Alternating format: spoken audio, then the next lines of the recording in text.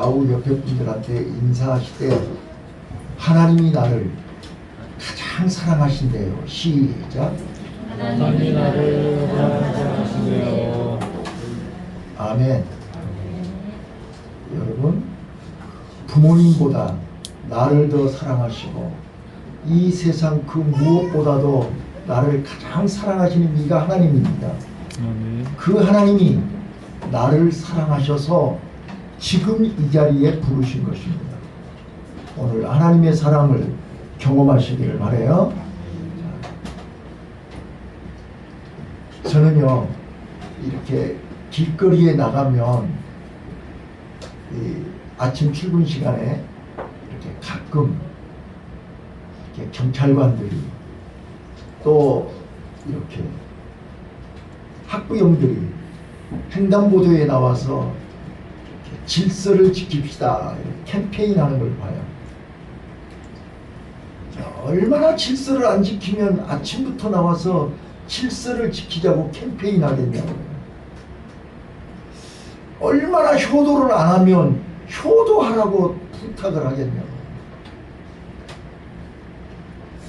하나님이요, 타락한 인간들에게 살 길을 주셨어요. 그래서 이제 십계명을 주셨고 또 율법을 주셨고 성막을 짓게 하셨고 제사를 지내게 했어요. 근데 십계명의 1계명부터 4계명까지는 하나님을 사랑하라는 계명이고 5계명부터 10계명은 이웃을 내 몸처럼 사랑하라고 주신 계명이에요. 자, 우리 기독교는 사랑의 종교고 여러분들이 알란지 모를란지 모르겠지만 하나님은 사랑이세요.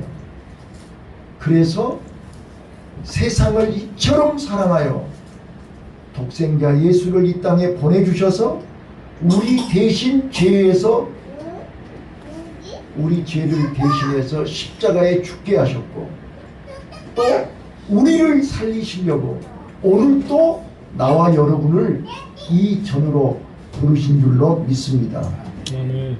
그래서 타락한 인간들은요, 하나님의 마음을 몰라요. 하나님의 소리를 못 들어요. 하나님의 말씀을 귀를 기울이지를 않아요.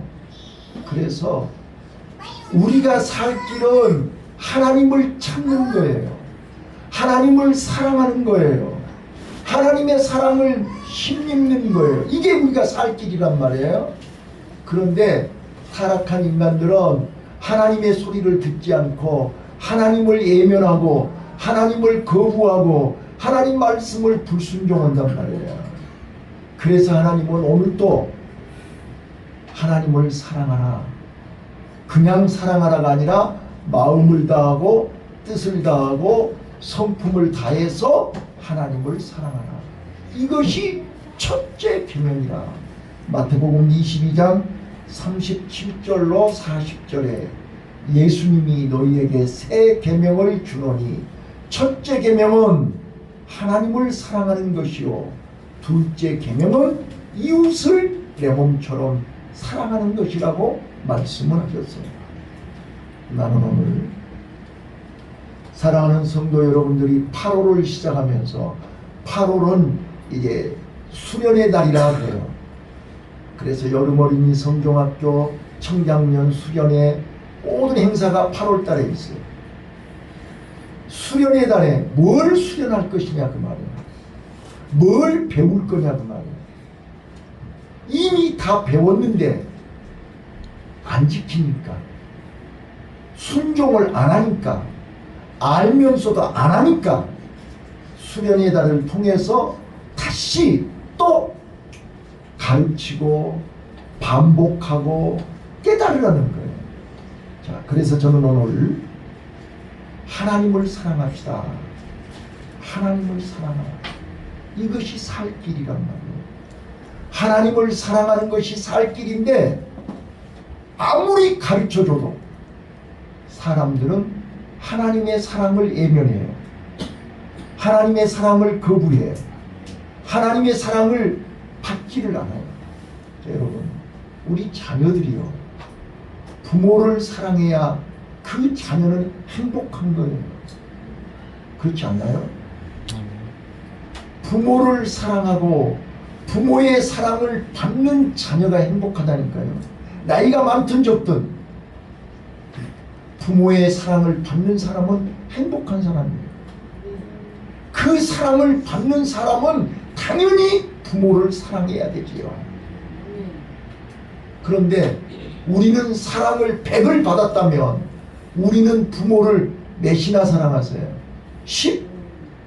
20? 30? 아, 좀 봤어. 50? 그래요? 여러분이 부모에게 받은 사랑에 여러분들의 사랑이 50 돼요? 아마 각자 스스로 자문자답해 보세요. 오늘 우리는 하나님이 이 시간 내가 너를 얼만큼 사랑하셨어요? 제가 우리 학생들한테 말씀드렸죠? 우리는 이 지구상에 한마밖에 없는 명품이라고 얘기했어요. 너나 나나 나이가 많든 적든 남녀노소를 가리지 않고 우리는 명품입니다. 나를 명품으로 이 땅에 보내주신 이가 하나님입니다. 하나님이 우리를 사랑하셔서 여러분들은 몰라도 여러분들은 죽을 길로 가고 망할 길로 가고 격길로 가도 하나님은 우리를 오늘 여기까지 인도하셨습니다. 그래서 우리 학생들은 여러분들이 원하든 원치 않든 하나님은 여러분들을 여기에 현장 실습이라고 하는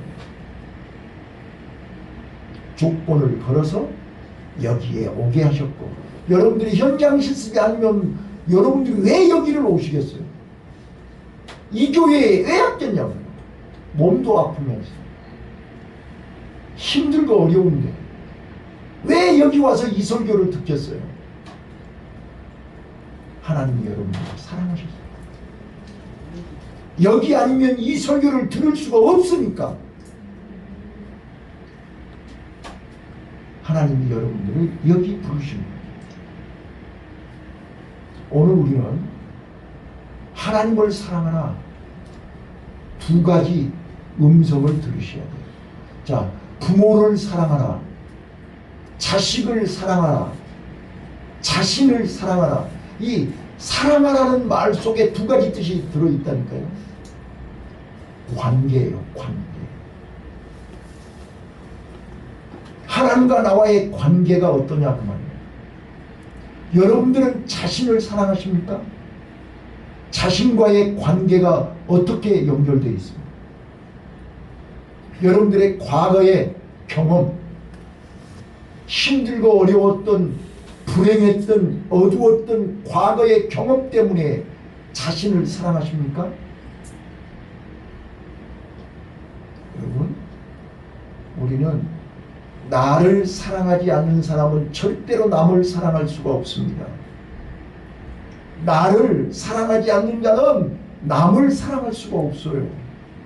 그래서 나를 사랑하라는 거예요. 나를 사랑하면 사랑이 보여요. 사랑이 넘쳐요. 사랑을 나눌 수 있어요. 그런데 나를 사랑하지 않는 사람은 절대로 남을 사랑할 수가 없어요. 그래서 항상 사랑에 목마르고 사랑에 배가 고프고 사랑에 갈증이 나는 거예요. 그래서 오늘 나와 여러분은 나를 사랑하시는 하나님을 만나세요. 하나님은 오늘 또 나를 부르시고 찾으시고 이곳에 인도하셔서 하나님의 사랑을 힘입어야 내가 살아날 수 있어요. 그래서 첫 번째, 하나님과 나와의 관계. 나와 부부간의 관계, 형제간의 관계, 부모님과의 관계, 이웃과의 관계, 이 관계가 바로 사랑하고 연결되어 있어요. 관계가 깨지면 사랑도 깨지는 거예요. 관계가 회복되면 사랑도 회복되는 겁니다. 그래서 서로 사랑하라. 하나님을 사랑하고 이웃을 내 몸처럼 사랑하라. 이 말씀 속에는 관계를 회복하라 그런 뜻이에요. 관계가 회복되시기를 바라요. 자, 두 번째요. 두 번째, 사랑하라. 이 말씀 속에는 어떤 뜻이 내포되어 있냐 그러면 마음을 알아라 그런 뜻입니다. 여러분, 하나님을 사랑하려면 하나님의 마음을 알아야 돼요. 부모님을 사랑하려면, 부모님께 효도하려면 부모님의 마음을 알아야 효도를 하죠. 부모님의 마음을 모르는데 어떻게 부모님을 사랑할 수 있겠어요? 남편의 마음을 모르는데 어떻게 남편을 사랑하겠어요? 부인을 모르는데, 부인의 마음을 모르는데 어떻게 부인을 사랑한다고 말할 수 있어요? 사랑하나, 사랑한다 그 말 속에는 마음을 안다는 뜻이에요. 마음을 이해한다는 뜻이에요. 오늘 우리는요, 하나님을 사랑하고 이웃을 내 몸처럼 사랑하라는 이 말씀 속에서 우리는 관계가 회복되기를 바라고 서로의 마음을 알 수 있는 신령한 은혜가 임하시기를 예수님 이름으로 축원합니다. 자, 첫 번째입니다. 저는 오늘 사랑하는 성도 여러분들에게 하나님을 사랑하라 하는 말 속에서 하나님과 관계가 회복되려면 야고보서 4장 8절에 하나님을 가까이 하라. 그리하면 내가 너를 가까이 하리라. 이런 말씀이 있어요. 한번 따라서 해보실까요? 하나님을 가까이 하라. 하나님을 가까이 하라. 우리가 하나님을 사랑한다면 하나님을 가까이 해야 됩니다. 여러분, 부모님을 사랑하면 부모님을 가까이 해야 됩니다. 한 달이 되고 1년이 돼도 찾아가지도 않고 연락도 안 하고 가까이 하지 않는 것은 사랑하는 게 아닙니다. 오늘 사랑하는 성도 여러분이요, 하나님을 사랑하세요. 하나님을 사랑한다는 것은 하나님을 가까이 하는 것입니다. 우리가 뭘로 가까이 할 수 있어요? 예배를 통해서 하나님을 만날 수 있는 겁니다. 그래서 우리는 쉬지 말고 기도하고 범사에 감사하고 항상 기뻐하고, 이건 너희를 향하신 하나님의 뜻입니다.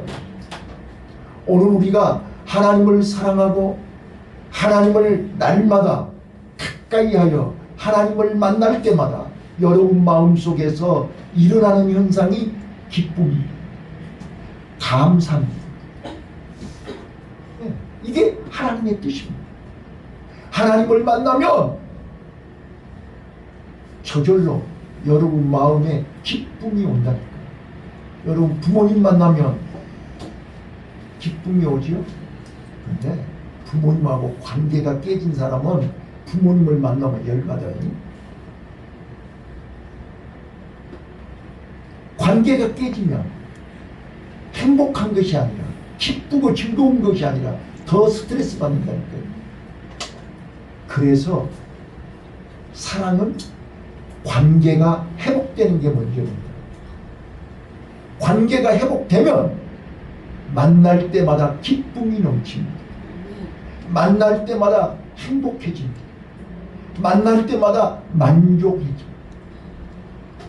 그래서 자식은 부모와 관계가 깨지면 안 됩니다. 성도는 하나님하고 관계가 깨지면 안 됩니다. 관계가 깨졌다는 것은 하나님을 가까이 하지 않는 것입니다. 예배를 가까이 하지 않는 것입니다. 그래서 야고보 사도가 하나님을 가까이 하라. 하나님을 가까이 하는 자가 복이 있나니. 하나님을 가까이 하는 사람이 복받은 사람입니다. 그래서 여러분 삶 속에서, 여러분 생활 속에서 저는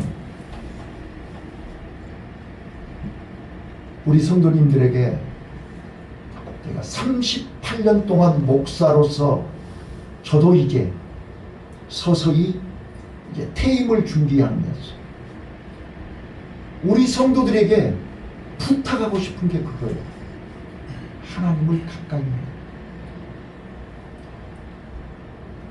아프도 어려워도 힘들어도 실패했어도 넘어졌어도 실수했어도 잘못했어도 하나님을 가까이 해요. 하나님을 가까이 하는 것은 예배를 회복하라는 겁니다. 예배를 회복해야 우리는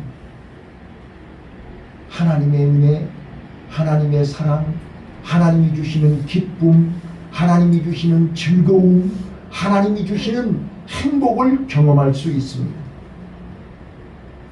여러분, 우리가 세상에서 지치고 넘어지고 실패했어도 아버지 집에 가면 어때요?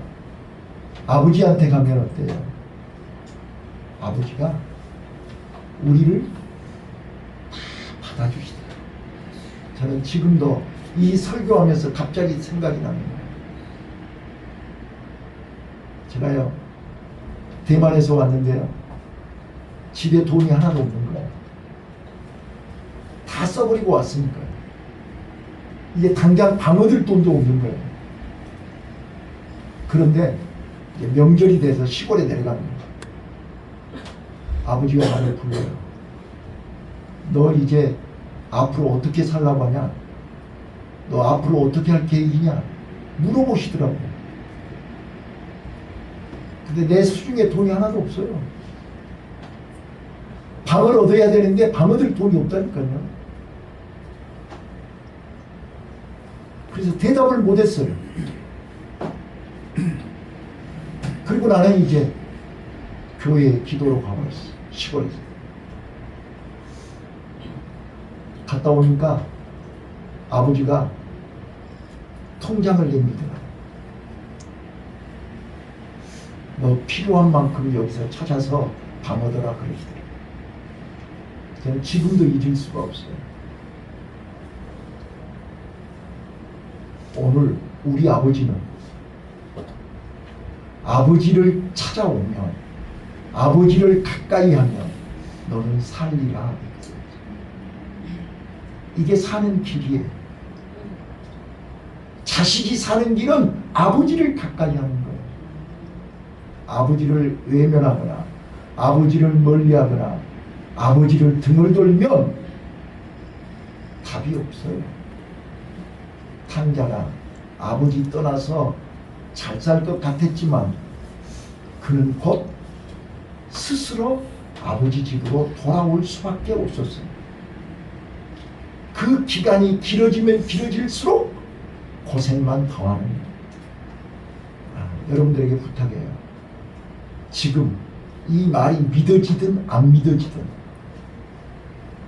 나는 여러분들에게 살 길을 알려드립니다.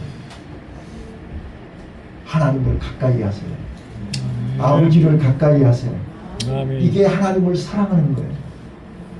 내가 하나님을 사랑하며 내가 하나님을 가까이 하면 하나님도 나와 가까이 하신다. 이거 쌍방이에요. 쌍방. 나 혼자 짝사랑하는 게 아니라니까요. 내가 하나님을 가까이 하면 하나님도 나를 가까이 하신다니까요. 하나님이 나를 가까이 하시면 모든 문제는 끝이에요. 여러분, 첫 번째요. 첫 번째, 오늘 하나님을 사랑하시되 하나님을 가까이 한다는 말은 예배를 회복한다는 뜻이에요. 아멘. 그래서 여러분, 힘들고 어렵겠지만 예배를 시작해 보시면 그거이 짐이 아니에요. 어렵지 않아요. 힘들지 않아요. 왜요? 하나님이 함께 하시면 하나님이 내 마음속에 기쁨을 주신다니까요. 하나님이 내 마음속에 즐거움을 주신다니까요. 그래서 새벽에 예배 드리는 사람 억지로 드리지 않아요. 즐거움으로 드리는 거예요.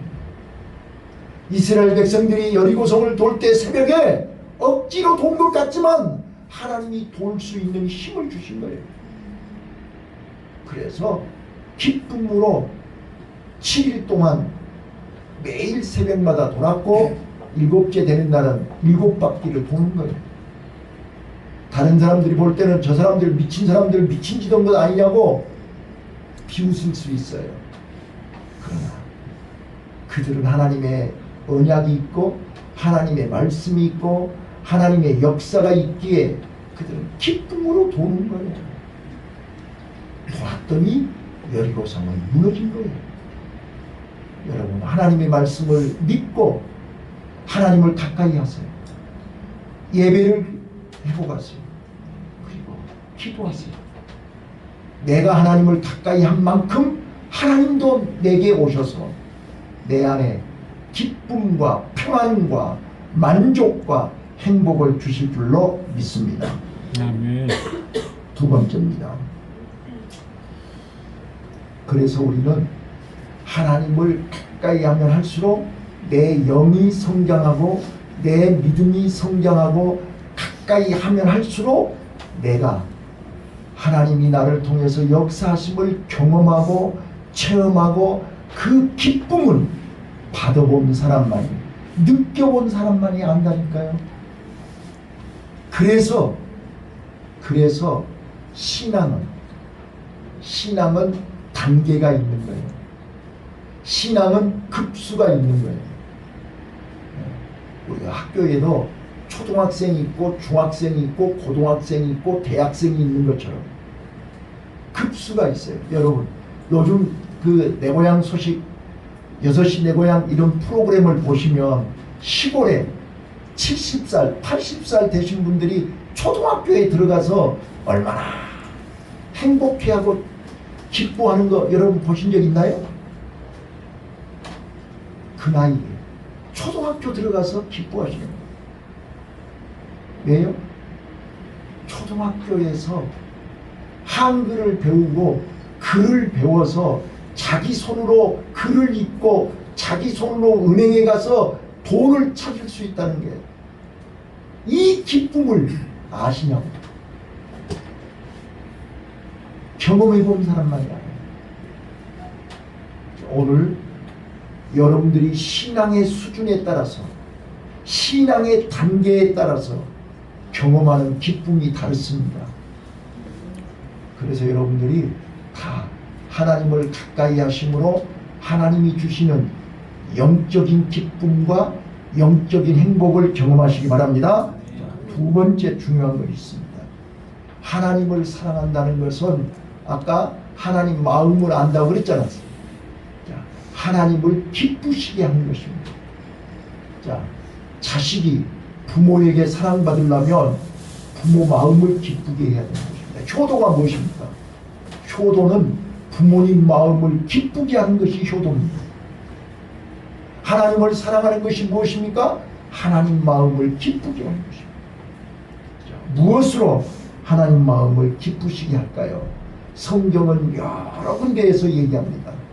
특별히 데살로니가전서 4장 1절로 12절까지 보시면 우리가 무엇으로 하나님을 기쁘시게 할 수 있을까? 사도 바울은 이렇게 얘기합니다. 3절에 우리는 구별된 삶을 살아야 됩니다. 구별이라는 말은 거룩이라는 뜻입니다. 죄를 멀리한다는 뜻입니다. 깨끗하게 산다는 뜻입니다.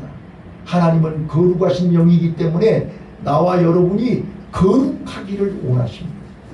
더러우면 세상 것으로 지저분해지면 하나님이 우리를 가까이 할 수가 없습니다. 그래서 하나님을 기쁘시게 한다는 것은 하나님을 가까이 하기 위해서는 내 몸과 마음이 거룩해야 됩니다. 거룩하기 위해서 우리는 예배를 드리는 거고 거룩하기 위해서 기도하는 것이고, 거룩하기 위해서 우리는 날마다 믿음으로 자신과 싸우는 것입니다. 말씀을 정리하겠습니다. 하나님을 사랑하십시다. 아멘. 아멘. 하나님을 사랑하는 것이 내가 사는 길입니다.